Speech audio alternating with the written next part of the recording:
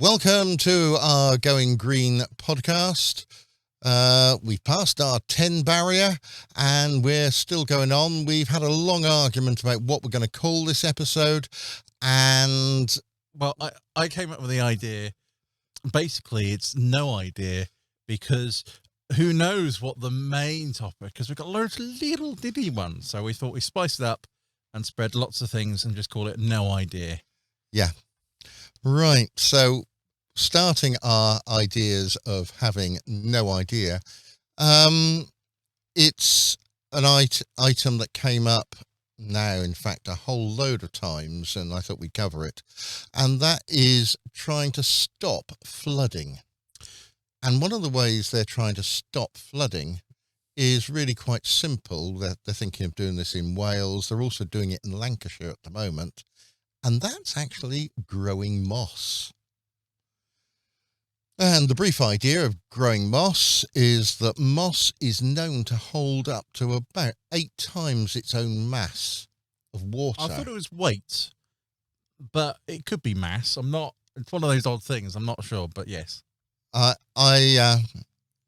like to think mass, really. Anyway, it holds 8 times its own mass in water. And as well as that, it also grows, so it takes in carbon dioxide from the atmosphere, removing it. And then because moss tends to grow in really grotty places, when it dies, it sort of, gets buried, and you've got this, bog growing. And the bog, basically because of the way a bog is, there's very little oxygen in there, so the carbon in the plant doesn't rot down to make carbon dioxide and water. Instead, because there aren't really many living things in there, it stays there and becomes peat. Yeah, it's one of those things where that's how peat forms. The life cycle of peat is basically layers of decomposting moss. But the critical thing is, up in Lancashire, where they examined lots of problems of flooding, they looked, and they have a moorland anywhere. They thought, well, instead of building a dam or a dike or anything like that, they thought, right, could we do an environmentally friendly way of doing it? And so what they've gone and done is dug. What was it? Something like 3,000 something. Yeah, lots. Pits. When we're talking, not large pits, but deep enough pits where they can start forming some, and letting them sort of moss sort of start to grow. Anyway, so the pits form. They dug the pits. The water goes into the pits, and that helps create a nice environment for moss and other wetland creatures to grow.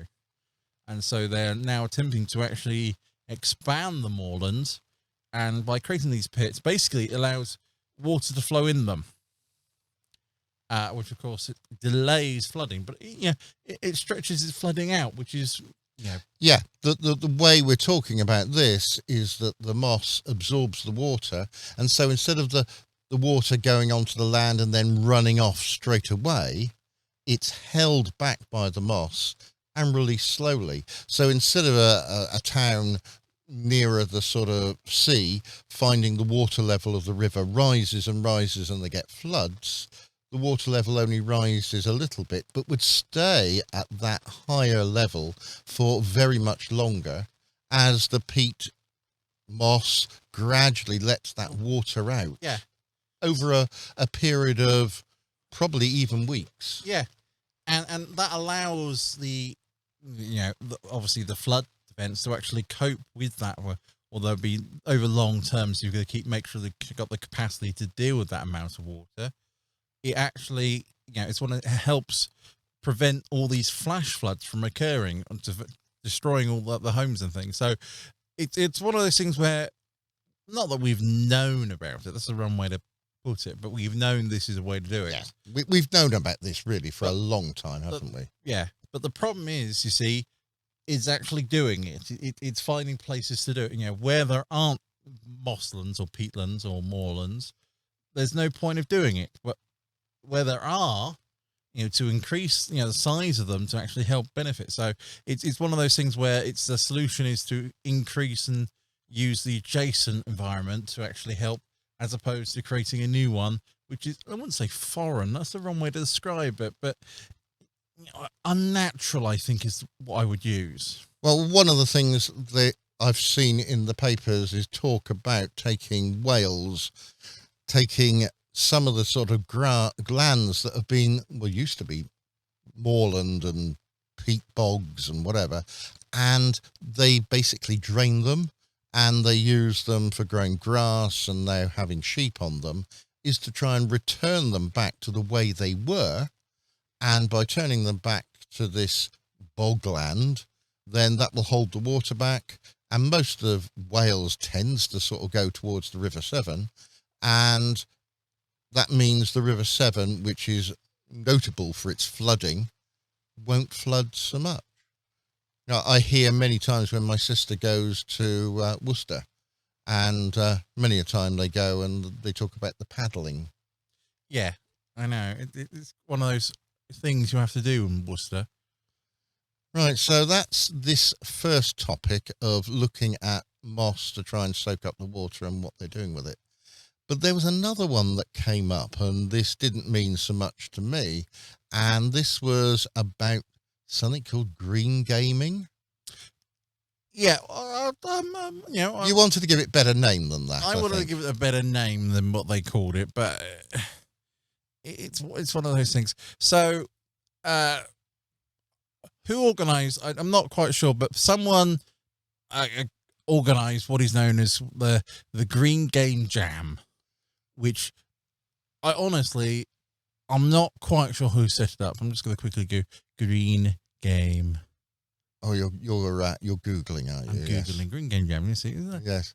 And essentially what the project is basically getting game developers to basically look at a way to make games that are green in or teaching things. And, education, that's what the whole thing about. It was not actually making games green in that sense. It was more, doing story about conservation and ecology. Though sounds really boring. Well, yeah, but the idea was to take the information or how things do the processes and actually gamify or make gamification it, which is the word I've just made up. Not really. The games that I quite like playing things like Civilization. That's the sort of games that I like playing, where you sort of build your little city from nothing, and you can say, well, I want to fish here and I want to farm here and I'm going to build ships here. And then if I play you, then I have to build an army to try and whop you before you whop me. But what we're talking about here to do it with this game? So there was a small competition about sort of what game or what development or whatever produced the most ecology and those sorts of things. And there was an entry for one of the latest Civ expansions, which was, I can't remember, but it's got all the natural disasters and talks about flooding and plain water, and there's lots of game elements in that, and which was fine. So what's your job is to try and stop them, is it? Well, no, it just says if you build on a floodplain and it floods, then your people are unhappy because it's flooded and they have no houses. So it takes game elements that way in respect. So it's not there saying, well, you should have built your house on stilts then. Yeah, I mean, maybe. But it's one of those odd things where it's bringing the elements of a changing environment into the things. So you were showing me today a game. What was it called? AD 1800 or something? Yeah. So the game I was showing. So the game that won the 2021 Game Jam was the studio from Ubisoft who make all the Anno games. These are the basically building and supply chain games. And essentially, they were planning is basically, they do supply chain, so they got resources that generate. But let's say, you need all the resources, so you cut down all the trees. Suddenly, you have no trees. and everything sort of slowly dies, and you've got a massive problem because you need trees, to build stuff, and suddenly you've got lots of trees early on, and you've got no trees at the end or halfway, and so you can't get to the end because you've got no trees. It's that idea. That was my problem with that little robot game. We had a little game we discovered, all right, I discovered over last Christmas with little robots that landed on a planet. Yes, you might even remember what it's called, Paul. Yeah, and it's called The Colonist. If anybody, yeah, it's really quite a good game. I quite enjoyed it, and having demolished my forest to build whatever I had to build, then I discovered that my problem was I didn't actually have any foresters to go out and replant it. And that's the sensible thing, like happened in the UK with the New Forest. It was planted up by, I don't know, quite a long time ago. So we had lots of wood to build lots of ships to go and usually the French, actually, and the Spanish. Yeah. So it was the idea of this maintenance of sort of the environment. They got fisheries, and sort of if you overfish, suddenly there are no more fish to fish. So what do you do there then? So what they were talking about is to do some ecology methodologies in it, as in you can be sustainable straight away, or you can take a barren place and actually follow on conservation methods, like bringing fish from other places and those sorts of things to actually make a barren wasteland into a nice plush, plentiful place to live. And basically it was that sort of showing how to do these things, but it wasn't silly things. It was trying to say, well, if you want to fish here, you've got to be sustainable about it. So they said, well, we're going to add an item or a building in their respect, which was a fish breeding pond. It might seem a bit laugh, but that made sure that, building that made sure that fish survived, because they put, had enough fish to fish around. So, and using that presented other challenges, because of course, they make sure you lack things. So that's always good for gamification, the challenge of fitting things in, tile placements.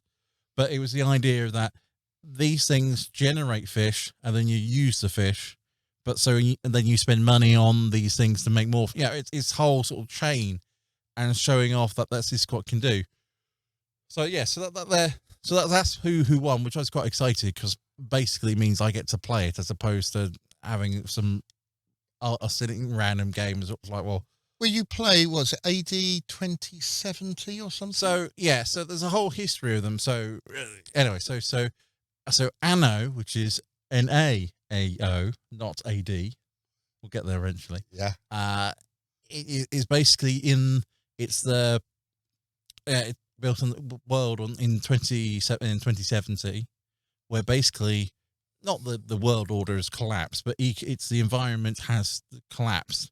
And it's the I watched the trailer, and the water had risen, hadn't it? Yeah. So they said the scenario, or the idea is that water levels in the year has risen to sort of by 10 meters or something hilarious like that, and meant that basically loads of places, all the coastal cities, which I can tell you actually is sort of nearly 80% of all the world cities are coastal, surprisingly.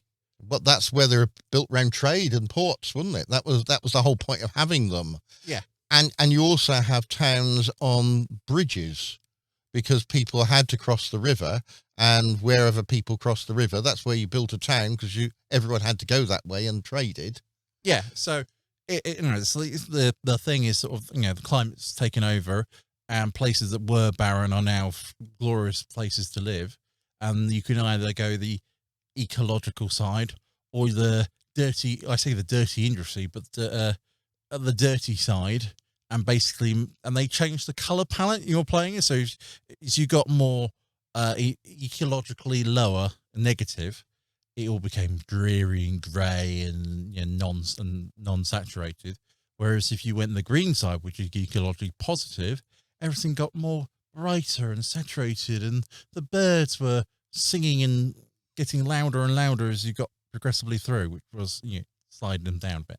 Anyway, but that's the story. That's the story. But it is taking these elements and the sort of real world and how things can change, because of course climate is a thing, and climate is resources. I say resources, but we have resources on the earth, and climate affects those resources.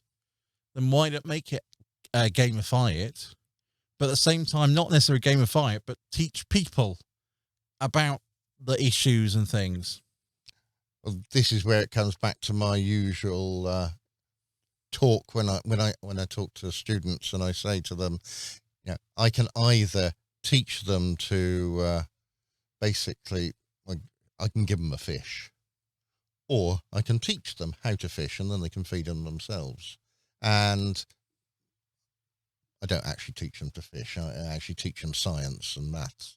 But it's the same thing. If I give them the answer, they know the answer to that question. But if I don't teach them how to do it, then they can't answer other questions. Yeah. Right. Now, so let's come back to other things. We were talking about growing sort of things and looking green and whatever. I've seen a lot recently of products being made of bamboo. Yeah, it's one of those interesting trends that you see these things like bamboo cutlery and bamboo plates, and you sort of go, oh, that's novel.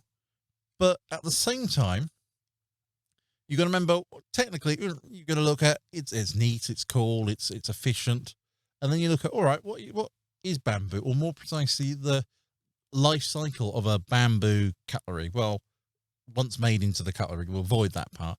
But the growing of the bamboo, how long does it take for a bamboo, or from bamboo seed to bamboo tree, and that tree being used to cut that? Now that I'd have no idea, because 14 days. I had a different one about how many centimeters did it grow in a day. Oh yeah, to be able to make your bamboo plate or bamboo fork or whatever, it takes 14 days for the bamboo plant to grow. It's fantastic speed at which it grows. Not in my garden, but we need sunshine as opposed to the rain, which we've just been having again. But it is fantastic. If you like loo roll, you can now have loo roll made from bamboo. Yeah. I wasn't quite so sure on that myself. I thought it would be a bit fibery. It would be, yes, yeah. Yeah, but you got to understand what bamboo is. Basically, just plant fiber, and you make it, mush it up like you do ordinary paper. Yeah. And hey presto, you got paper made not from traditional trees. You got made from bamboo. And the answer is, and it's fixing that carbon that much quicker. Yeah, and so you can get to the end of. I'm just hitting buttons now. Yeah, I noticed. Yeah, you can get to the point where sort of not the life cycle of the product, but bamboo can quickly replace not all plastic, but most things that plastics are used for. And it uses that carbon, and basically especially with packaging. It's hard to say, but you talk about packaging in that regard. So, there was a major old thing where you used to have boxes and you tissue paper and everything fitted in, and tissue paper, that would get a bit old, and whereas this lovely new thing called plastic, you can make everything molded and make it fit perfectly, so it's rigid and not going to shake around as much with them. And they don't get broken. Yeah, that's always good. But then the bane of my life is when I got a polystyrene sort of specially fitted box with all the bits, and I take them all out, assemble the item I want. It now won't fit back in that box because they did it that way to make it slightly smaller. And now I'm stuck with a piece of polystyrene, which could be recycled, but most places don't recycle it. So all I can do is put it in the landfill. Whereas I'm much happier to get a box now. And for those on the podcast, they can't see the box that I'm now holding up. And I like this. I bought a lens. It arrived today. And for those of you that are only listening, I will read it to you. On the outside of this box, and I shall hold it up to the camera there. Right. On the outside of this box, it says, each year, MPB, that's the plug for this camera place. They sell used lenses and cameras. Yeah. Each year, MPB saves 1,200 football pitches worth of plastic bubble wrap by using recycled packaging. And they say here, it's a small change that adds up to a big difference. And it certainly really does. The idea is to try and sort of save things. And this box is nicely recycled. And inside, it's got your favourite stuff here. The tissue paper. The tissue paper that is all totally recyclable. Yeah, because it's one of those lovely little things that is beneficial. Is the fact that tissue paper was and is recyclable. You know, not meshing back into tissue paper, but it can go into loo roll, and there's no problem. Well, brown paper, quite happily. I do have to say that I get a lot of my shopping from a certain supplier supermarket that put a man into space recently. Well, just about into space. No, you don't understand. We put him. Yeah, we paid for him to go into space. That's right. Yeah, as he said. And Amazon, send me most of my stuff in cardboard boxes. Normally very large cardboard boxes, considering the size of the items in there. And then inside that, there's often just basically brown paper, which I can then again fill my recycle bin up. My recycle bin is full of probably 90% Amazon. Yeah, well, at least it is recyclable, as opposed to going, only 30% goes in the recycle and the rest has to go in the landfill. So, there are benefits of that. Yeah. And if you can move towards bamboo, which grows quicker, then even better to try and do these sort of things. Yeah, we're not talking about bamboo. Doesn't have to be bamboo, it can be anything. Yeah, we have bamboo replacing everything, but it's one of those things where, instead of using traditional lumber, perhaps bamboo, which is quicker, it grows quicker, is fairly hardy in its resilience against all sorts of things. It's got a lot of cellulose in it, Paul, yeah. Yeah, I know. And basically, is that a better, I wouldn't say use, but is that a better plant to grow? I saw that they were, well, I think it was talking to you about concrete, which we're going to come on to for a moment. They were making reinforced concrete, and instead of putting these steel bars in there, they were putting bamboo. Yeah, and you might think that's a bit sort of, they can't afford the steel. No. They genuinely chose the bamboo because, of course, bamboo is, you look at what the strength, what they're using the rebarb for in the concrete, basically to give it some rigidity. And they're sort of going, well, bamboo's got the same almost material properties as that rebarb in what it's doing there. It doesn't have much compression, but but in the concrete's good for compression, but very bad on tension. You can squash concrete, and it likes being squashed, but you can't stretch it, and that's what they use the bamboo for. Yeah, so the bamboo is basically replacing the rebarb because it can fit it. But it's one of those things where, interestingly, you can actually use the bamboo, and it doesn't have to be, I've lost my train of thought. The bamboo can be replaced rebarb for doing the same job, which means, of course, you can use less rebarb, which is less steel, and obviously that helps. But at the same time, there's a sudden massive difference there, because bamboo is not even carbon neutral, but it's sort of carbon sort of negative. It's using up CO2 to make it, whereas if you want to make sort of your iron, that is quite a sort of high intensity sort of producer of things like carbon dioxide for the heat and the limestone that gets thrown in there. Exactly. It's once again, it's a clever, novel use of changing materials, or changing sourcing materials to actually fit the requirements, as opposed to just using not what we always have used, but have used in the past, or have used because, well, it's what we need, just by choosing around and looking around, you can say, oh, look, suddenly this has the same material properties for what we need, and it's cheaper, and it's a hell of a lot cheaper. So the last little bit which brings this in is they've been talking about low carbon concrete. And I was a little bit disappointed that they were saying, well, what they're going to do is they're going to do less transport. They were going to use different forms of energy to do the heating, because concrete is largely made from limestone or chalk, which is the same chemical, and they heat it to 1,000 odd degrees Celsius, and doing that, it drives off chemically the carbon dioxide, and they mix it with clay to make the cement. How can you make low carbon concrete, Paul? So what the report was talking about, without doing any of the sort of the carbon footprint things, was they were talking about, so in their kilns, if they burn a cleaner fuel, such as hydrogen, which will burn at 1,000 degrees, you can get the temperature up. That means they're only outputting CO2 and water.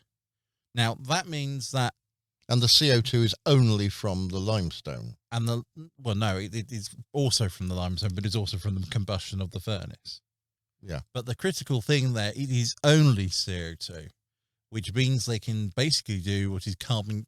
The exhaust can go into carbon capture, which is certainly putting it in the ground, or sort of making use of it that way, which is obviously the half the point of doing this, is that suddenly you can't change the chemistry, unfortunately, but is there a way to use the byproduct into something more useful, or is there a way to sequester or get rid of the carbon and make it clean again? The idea of sort of them trying to burn the clean is because then they don't have to filter, and they don't have to do all the hard and problematic solutions of filtering out gases, which is all the things that aren't carbon dioxide in the system. That's what you're saying. Yeah. So once they've only got the CO2 out, then they can just purely pump it into carbon capture and all sorts of extra bits and pieces, which is in itself not great, but that makes then it reduces the carbon footprint of the concrete itself. So you're the chemist, Paul. Why can't we have another chemical that will be a replacement for cement? Well, it's one of those odd things where it's on the scale and the ease of access, you see, because it's limestone is calcium carbonate, and you sort of say, oh, could you use another carbonate? And you can, but only because you're driving off the CO2 from the carbonate. So you got to look, well, all right, so it's the carbonate bit that's you can't use, and so far we had to find something that works the same way as the carbonate. Because basically the idea of concrete is that you make liquid walls, don't you? And you leave them for a few hours or days, and they become a rigid, solid, really strong structure. And you might be able to do that with a few other things, but are they going to be rigid and strong? The one that I said to you is, well, why can't you use plastic? Well, you can, because there's loads of it. You can go out with your little trawler and you could sort of fill your boat up with that. So and everyone would be happy to give it to you. But as is mentioned before, it's all about the material properties. The plastic, or the single-use plastic, is very brittle and isn't very good under the squash or the compression, but is not anything good over the tensile or the flexibility test. So could you then go for plastic impregnated with bamboo? So the question then leads to sort of to go back to the idea of the bamboo, is that almost fill bamboo tubes, because the bamboo are hollow, with sort of a plastic filament to make them compressible, or give them compressible strength. And then suddenly, well, you've now replaced what concrete's doing. And so could that be the way forward that way? So when you start buying your new home made of Paul's special bamboo, you'll have heard it here first. Right, I think we better wrap it up there, because we've done about a half an hour. So thank you for watching if you're on YouTube. Thank you for listening and not being able to see the box if you're listening to the podcast. And we'll talk to you next week when we'll have a look at some more issues about going green. Thank you for listening, and it's goodbye from me, and Goodbye from you. thank you. Bye-bye. Bye.